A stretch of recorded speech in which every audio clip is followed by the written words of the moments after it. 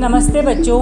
Bridge course कक्षा 7वीं विषय हिंदी दिन 41वां क्षेत्र भाषा विकास कौशल वाचन लेखन भाषण। आज की कृति पत्रिका में हम चित्र देखकर शब्द पहचानना और शब्दों का वाक्य में प्रयोग करना यह देखने वाले हैं। यहाँ हम जहाँ रहते हैं वहाँ आजू बाजू में जो भी वस्तु पदार्थ या चीज़ें उन सभी के कुछ न कुछ नाम होते हैं। ऐसी कोई भी वस्तु या चीज़ नहीं है कि जिसे हम नाम से नहीं जानते। हमारे बाजू में अगर हम जहाँ बैठे हैं तो वहाँ दरवाज़ा, खिड़की, टेबल, बर्तन, कुर्सी, टीवी, ब्लैक बोर्ड ऐसी बहुत सी चीज़ें जिसे हम नाम से जानते हैं। हर वस्तु को अपना अपना नाम होता है। देखो यहाँ शिक्षक अपने क्लास में छात्रों से अलग अलग तरह के प्रश्न पूछते हैं और उन प्रश्नों के माध्यम से उन्हें वस्तुओं के नामों के बारे में परिचित कराते हैं। तो वैसे ही प्रश्न यहाँ पर दिए हैं।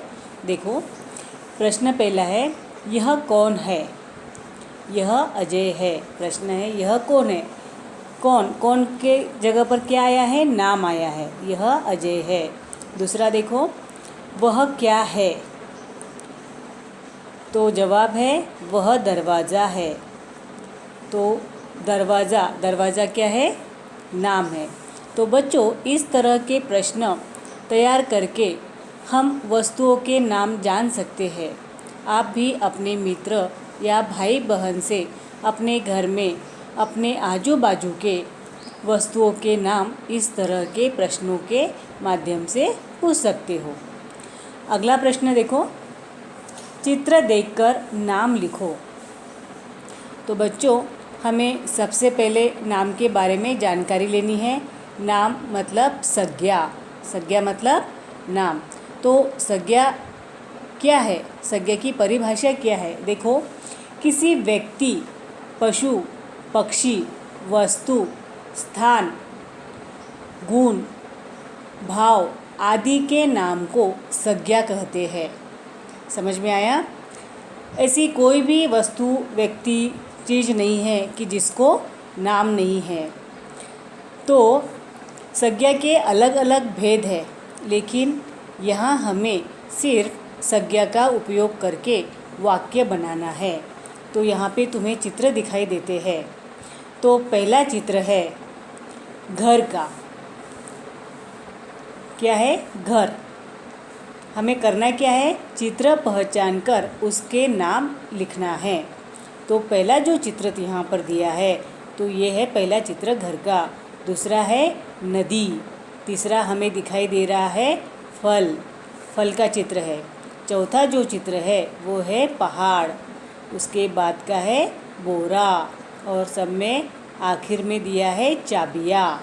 तो बच्चों इन वस्तुओं के नाम तुम्हें अपने वही में लिख लेने हैं।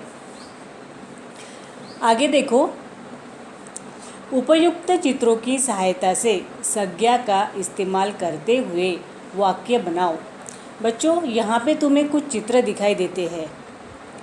देखो, तो इस चित्र में जो भी चित्र है उसका हमें नाम देना है और नाम का वाक्य में प्रयोग करना है। तो बच्चों यहाँ पे तुम्हें एक दिखाई देता है, सबसे पहले एक व्यक्ति मतलब आदमी। उसके बाद दिखाई देता है गाय। उसके बाद है पेड़।